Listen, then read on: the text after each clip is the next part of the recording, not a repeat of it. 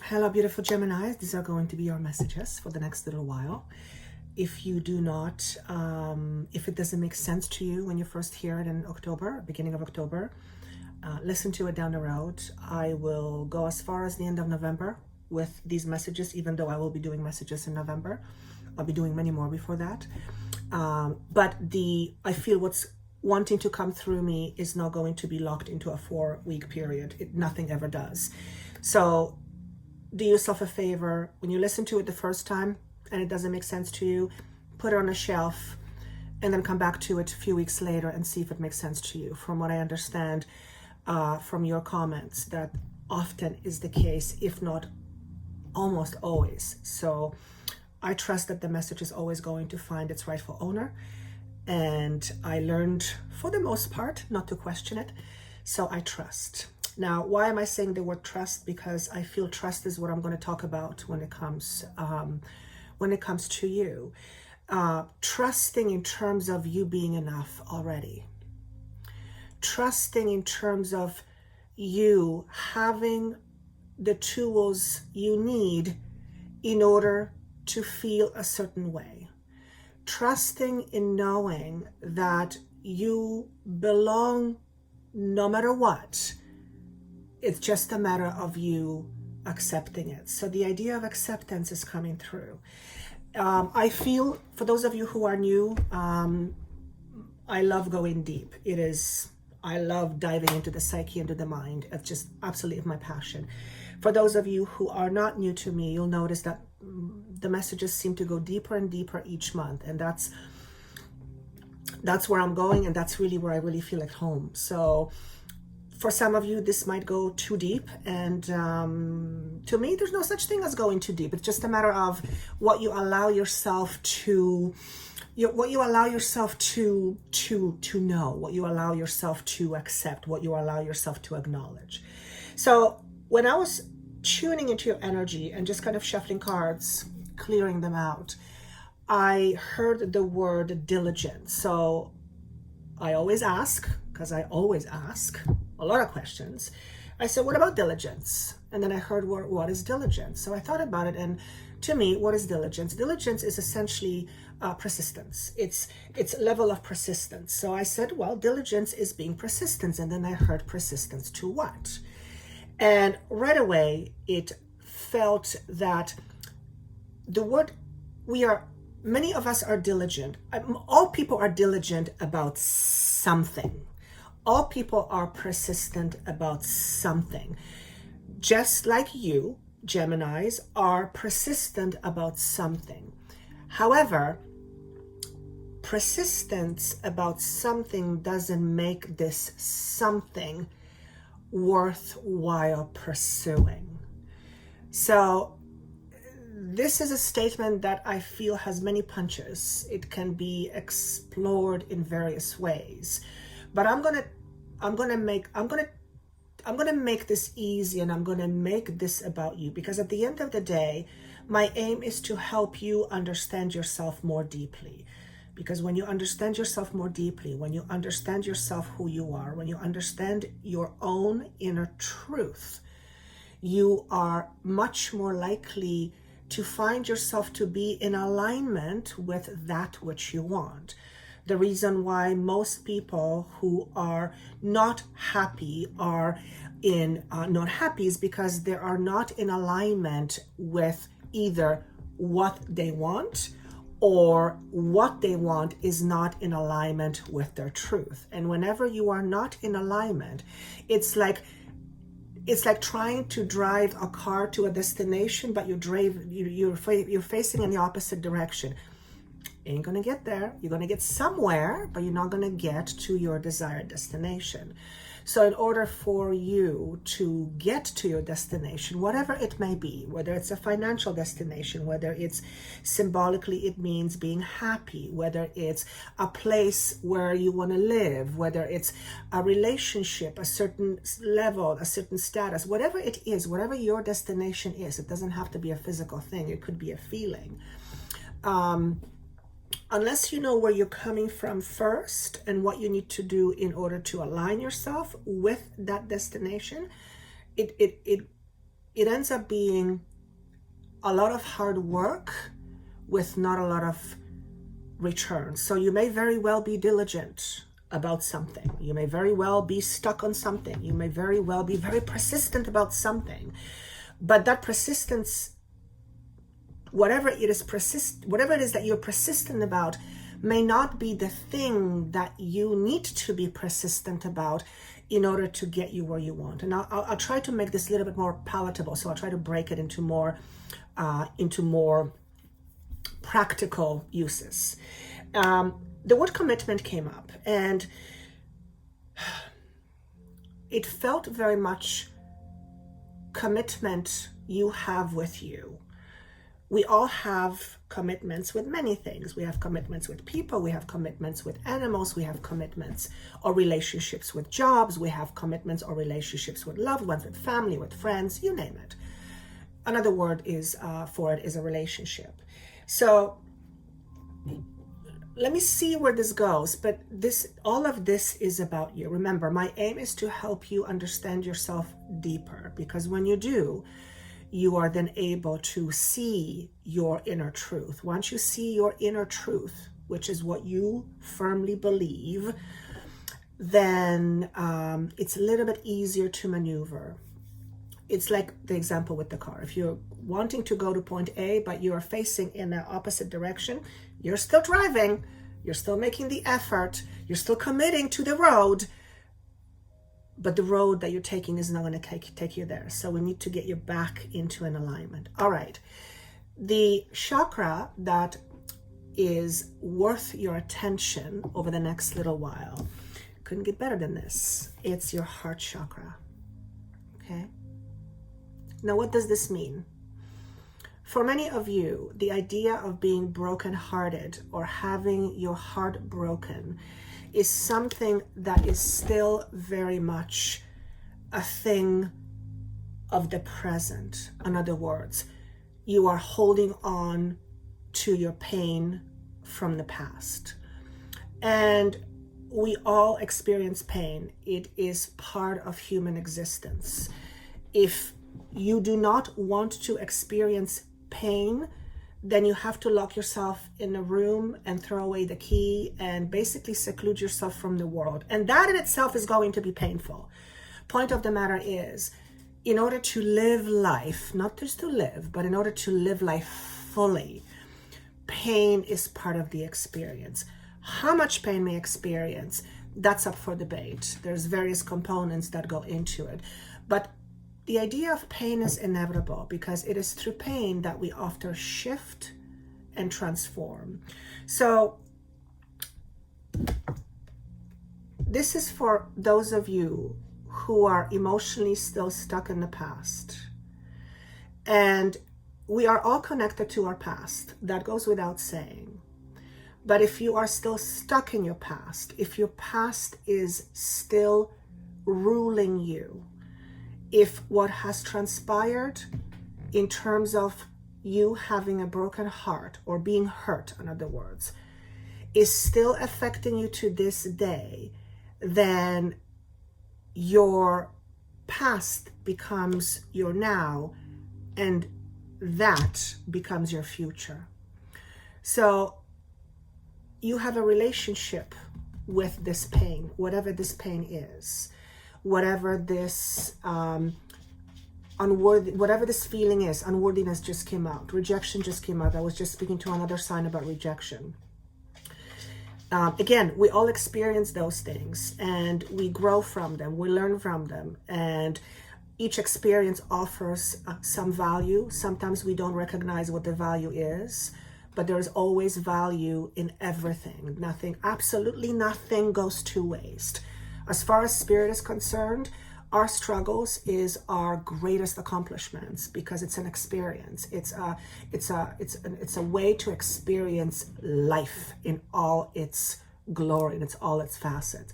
So what is connected to this heart? Well, very interesting. The sense of belonging. And what does it mean to belong? Well, to belong means many things. The first thing that comes to me is To belong means is to be safe, is to feel accepted, is to feel of value, is to feel permanency on some level, even though there's no such thing in life as permanency because life always changes, but you get the picture. Consistency. To belong means having the ability to relax, to be accepting of life coming to you, to me, to us. And I'm sure there's a gazillion other words that I could use, but those are the things that are predominantly flowing through to my mind in order to express. So, if you are holding onto your past in terms of pain in a way that has affected where you belong, particularly where you belong within yourself, then we need to look at that.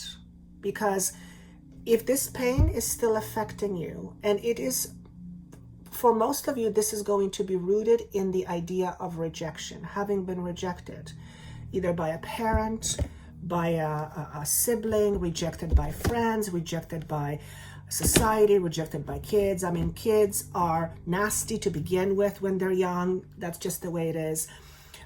Culture, rejected by, you get the picture.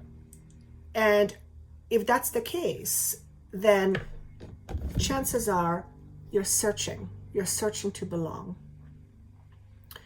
And that makes things difficult, because when we search for things or places or people in order to belong, then what we're really saying is that until I have this, or that, I am not an individual person. I am not enough. I am not of value. So, and that can pose a lot of problems, and it usually does. So, what do I want to say about this sense of belonging? First and foremost, I want to say what I said a moment ago to another side, but it's coming again. The emphatic knowing that you are enough already is something that you must unequivocally accept before anything else takes place. In other words, if you are of the mind that until you find something you will never feel at home, then your diligence about finding something is going to bring you more pain. And that will close the loop, and you will be in a vicious cycle. So the way out of this cycle, particularly in terms of belonging, and belonging is another way of feeling loved, feeling accepted. Those are other words that are coming through. In order for you to break that cycle, you first need to find a way to belong within yourself by accepting yourself. And the easiest way to accept yourself, from what I am being asked to say, and what I've experienced in my own self, is to accept the fact that you are fundamentally, unequivocally enough already. It does not mean that you may not want to change things. It does not mean you may not want to improve. It does not mean that you may not want to experience something different. It doesn't mean any of those things. But it does mean that in order for you to find this contentment, you have to accept the fact that you are enough. Not enough according to society. I'm sure you're enough according to your mom or dad, mostly. Not enough according to our intellectual human thinking, but enough in the bigger concept of life when it comes to spirit. And if you're listening to this channel or any channel like that, you must have some connection, if not connection, then some inkling to wanting to know more about your spiritual side. So, how is this connecting? What is this? How might this come out for you over the next little while? Well, the Three of Coins comes up. So to me, this denotes an ending of a relationship. But it's not necessarily a relationship you have with somebody. This is a relationship you have with something of a physical form. What comes to me first is a job, and then what comes to me for second is relationship. For those of you who are tarot readers, I don't read tarot cards the way tarot readers do, because it's just not my gift. Not my gift at all. So I see it in a different way. Sometimes it coincides with the traditional meaning. Most of the time it doesn't. So even though this is coins, I see this as ending of a relationship. What I also see is this as a ending of a long-standing relationship. And again, I hear the words job. So some of you, and job is also a commitment, by the way. Thank you. Thank you. So some of you may be voluntarily or otherwise reaching a point where something is coming to an end. This could be financially connected, like a job. This could be a relationship. This could be the way you live your life. This could be the whole concept or idea in terms of who you think you are. But I want to say job first and then relationship or commitment later. And something is coming to an end because it is no longer worthwhile you pursuing it. Though for some of you, you may not feel that. You may feel it's still worth pursuing, but perhaps your need for pursuing it is rooted fundamentally in this, the need to belong. So sometimes the universe will step in, and the universe will gently, or not so gently sometimes, say, you know what, you've been here for a while, it isn't working, it's not giving you what you want, it's not making you happy. If you keep on persisting, wanting it more, all you're doing is you are avoiding the inevitable, and the avoidance of such is a permanent imprisonment. So why do we avoid accepting things when they're no longer working? For various reasons. Number one is fear. Fear of not knowing what's next. Fear of being afraid that we will not be able to realize our goals, or we will not be able to realize our full potential. Fear of being rejected. Fear of going somewhere else and not knowing if you belong. If this is a relationship, then your need for belonging may be overriding your feeling of being happy. In other words, you may be so focused on needing to belong that you spend most of your time and energy on that, but spending all that time and energy on that is fundamentally what makes you unhappy, which is, again, essentially a state of lack. So what is connected to this? The Five of Coins in reverse comes up. So this is when I say yes. Even though this is coins, and yes, this could be, lack of money or regaining your position or your footing in terms of money. Yes, that can be it. But more than anything, to me, this is poverty consciousness. This is the idea of lack. This is the proverbial lack of self-value. And because it's coming up in reverse, you are on the way from that, which this little guy, this lack of value, will come from this pain. Notice they're also green, just a coincidence, okay? This pain would have caused this lack of value, perceived lack of self-value, and that will cause feelings of not belonging, or it will cause the need to satisfy the need to belong. But you'll notice here, this lady, she's a beggar. Is she holding a little baby? It looks like she's holding a little baby. So she's very vulnerable, and she is in need. The conditions are not great. Looks like it's snowing. So I wouldn't want to be outside with the little baby having nothing to eat and no shelter. That's vulnerable. That's poverty. And this is a person who doesn't have very much. And right away when I say this, my throat is being affected. So here's what I want to say. For those of you who identify with this, even on some minute level, because it's layers and layers and layers. Notice the way you communicate with yourself. Notice if the dialogue in your head isn't something along the lines, yeah, people have money, people always have this, but I can't have that. I will never have this, or people will always say this about me and that's why I can't be happy, or the universe gives to others but it doesn't give to me, and then gazillion different versions that stem from that. Watch your self-analysis.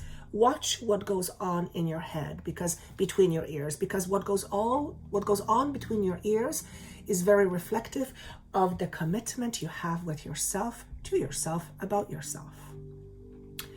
And if you are holding on to pain, then you are often also very weary. If you are very weary, then you are essentially not very trusting. When you are not trusting, then you are always on the what's the word I want to use? You're always on edge. You're always on edge for being rejected. You're always on edge for maybe being found out. Whatever it is that you are on edge for, in terms of how it connects to your pain from your past. Essentially, being on edge means you are not relaxed. And when you're not relaxed, you're not as open to receiving. And that's just the way it goes. It's like a muscle. If it's really stiff, it's ready to charge, it's not ready to receive. So, but this guy is in reverse, which means you are on the way to overcome it. So for some of you, you are on the road there already. This is something that's making sense to you. You've been thinking about it for a while. You have been diving or observing or engaging with your emotions, even the ones that suck, and you are turning the page and you are rewriting your story. For others of you, this is a reminder that perhaps the answer to your question, or the answer to what you seek, is not so much in the future, but it's actually in your past. And this might be the answer that you seek. Perhaps what you're seeking cannot happen until you deal with this.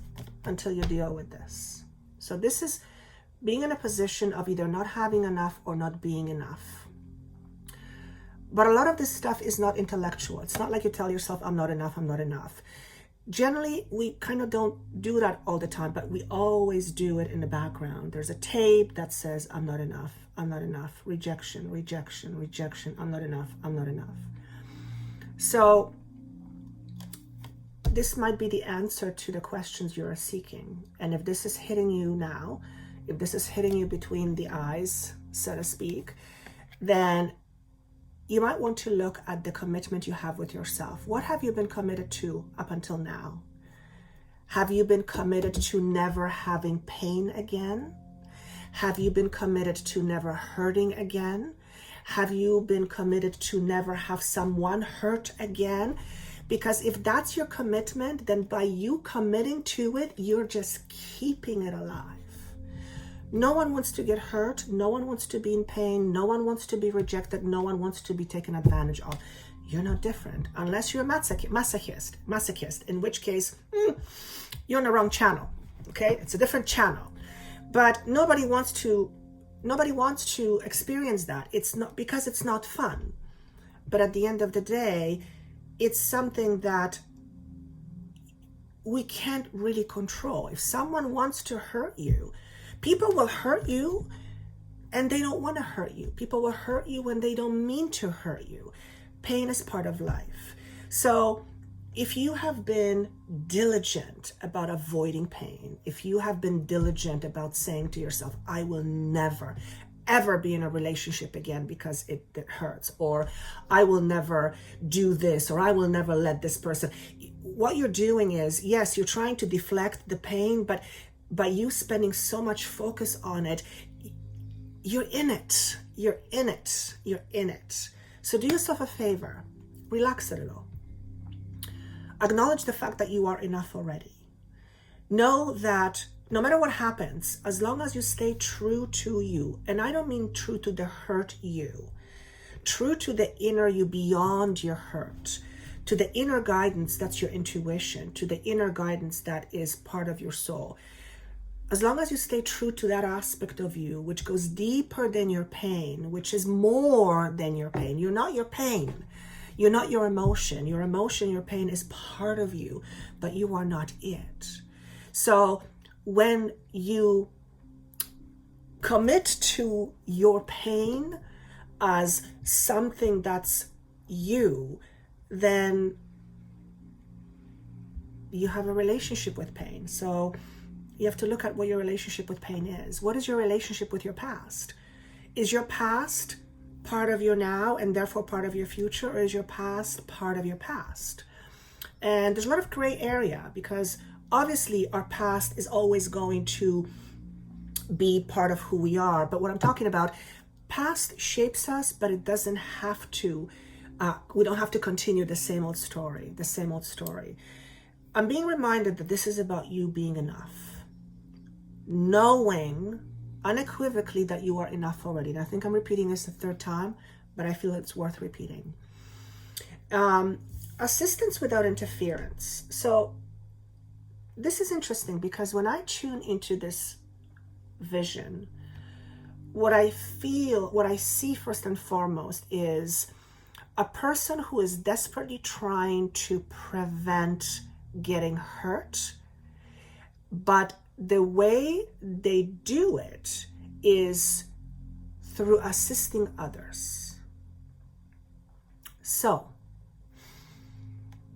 if you, for example, have a high need to help others,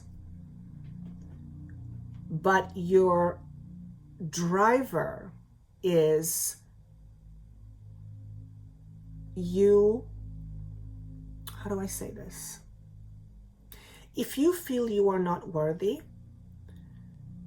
then chances are you will look for worthiness in helping other people. And I am not saying that helping other people is not a worthwhile cause. Of course it is. Absolutely. I would never say otherwise. Of course it is. However, when you look for value of yourself by doing things for other people, unless, in other words, if your value comes predominantly from what you do for other people, then your value that you get from helping other people isn't your value at all. It's something that's borrowed at best. And the moment those people go away, your value goes with them or with it. That is how it wants to come out. So think in your life, if there is anything that you do in terms of you assisting others, where you love what you do, but if you really are honest with yourself, just you and God, whatever God means to you, and you ask yourself, do I really want to help? Or I love helping, but man, I really love helping because it makes me feel good about me. Just observe. And again, of course, helping someone is not going to make you feel good. Of course, it's going to make you feel good because it is in giving that we receive. Absolutely. But when we give purely because we love to give and there is no other stuff attached to it, then not only are you giving without running out of fuel, okay, it enlivens you, it gives you more, it keeps you going. If you give and then you're overtired, then chances are you're giving because you need to receive. So it's I hope I'm making sense. I think this is going to make sense to those of you who are meant to hear it. So all I'm going to say here is this. Notice is that if there's anything in your life that you assist with others, that fuels you in terms of your own self-worth. And again, I'm not saying don't help others. I'm not saying that. Don't misunderstand me. What I'm saying is Don't let helping others be your only source of you feeling good about yourself. Because in order for you to be the best for others, you have to come from you feeling good about yourself first. It's called balance. And what is balance? Balance really is bringing things to alignment. What's alignment? Alignment is when things flow. So in order to be in alignment, we first have to recognize what is out of alignment.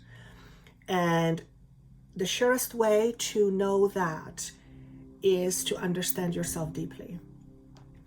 The dolphin comes up. I don't use these cards in reverse, but the way it showed up, it showed me a message. This message often comes for healers. So many of you, interestingly enough, I used a healing example. This is going to be for those of you who consider yourself a healer. Now, I do want to say this. We're all healers. Every single human being is a healer. We all have the ability and the capacity to manage energy, maneuver energy, to transform energy. Every single human being. To the degree of which we understand it, accept it, know it, own it, that is all dependent on every single individual based on your path, your beliefs, your whatever. But we're all healers. But I'm talking about people who are of service to others in some kind of in some form of a healing modality. And it doesn't have to be necessarily Reiki. You could be a counselor, you could be traditional, non-traditional, you get the picture. So it landed for me this way, and what I got from that is you do not accept yet, or perhaps you refuse to acknowledge or accept that you can heal yourself. Yes, I said it. You can heal yourself. What the end result of that healing is going to look like and when, that's all layers that, each person has a different story. But you can absolutely heal yourself. You can bring yourself back into alignment. As a matter of fact, no one in the world can do that for you unless you choose it for you. You can hire the best doctors, you can hire the best lawyers, you can hire the best healers. Until you decide within you that you are worthy of help, chances are you will reject it. And I've seen it with people, even with what's the word, please? Organ transplants. I've seen people rejecting transplants because deep inside they feel they are not worthy. And it's not something that's conscious. It's deeply, deeply subconscious. And I remember when I first saw it, I was like, I was mesmerized and I was shocked at the same time. But at the same time, it's like, oh my God, it makes perfect sense. It makes perfect sense. My apologies, the phone just rang. Yes, so the person with the transplant, it was mind-blowing. And then I understood that the person was rejecting the transplant because they didn't feel worthy, so they kept pushing it away. I will never forget the day when I realized that, when I had that realization. It was like freaking lightning. So bottom line is, you need to want it for yourself, which means you need to feel you are worthy. You need to want it so that you can accept it. You need to feel worthy so that you can accept it. Otherwise, you're going to fight it. So you may be a healer, but you may be one of those healers that is quote unquote broken, even though technically I always say you're not broken. There's nobody's broken. We have issues, we have stuff, but we're not broken. This is called life. So if you consider yourself broken and you are drawn to healing others, if you know you can help others, then know that you can help yourself. And as a matter of fact, you will make the most incredible healer by allowing yourself to heal. And I said the word allowing, okay? I think that's all I have. It feels like it's abruptly ending, but I feel like I want to leave it at that. I want to leave whatever's running through your mind. I want to leave that with you. I want you to chew on it. I want you to experiment it in your mind, experiment with it, and just see how it fits. Never take anything I say as gospel, ever. I always say, never believe a word I say.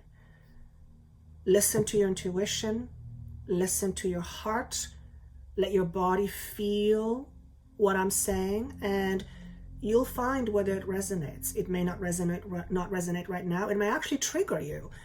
And if it triggers you emotionally, then something is being triggered. If there was no trigger, there would be no trigger. So if you're being triggered, or if some of you may get, chances are there might be something there, because you know what? Reality is we all have it. Every single human has it to some degree. It's just to what degree do we have it, and to what degree do we allow that to taint our future, or limit our future, I should say. So with that said, I think there's something else that wants to come through me. Be open to change, for change is openness, and openness is what you seek, because openness is freedom, right? So I wish you best of luck. If you would like a private session with me to help you figure out your life and where you're going, your journey, that information is down below. Of course, the 6-month messages from July until the end of this year, also that link is below. And more than anything, I appreciate you more than you will ever know. Without you, I wouldn't do this, and I absolutely love what I do. So thank you again so much. I wish you best of luck, and see you soon.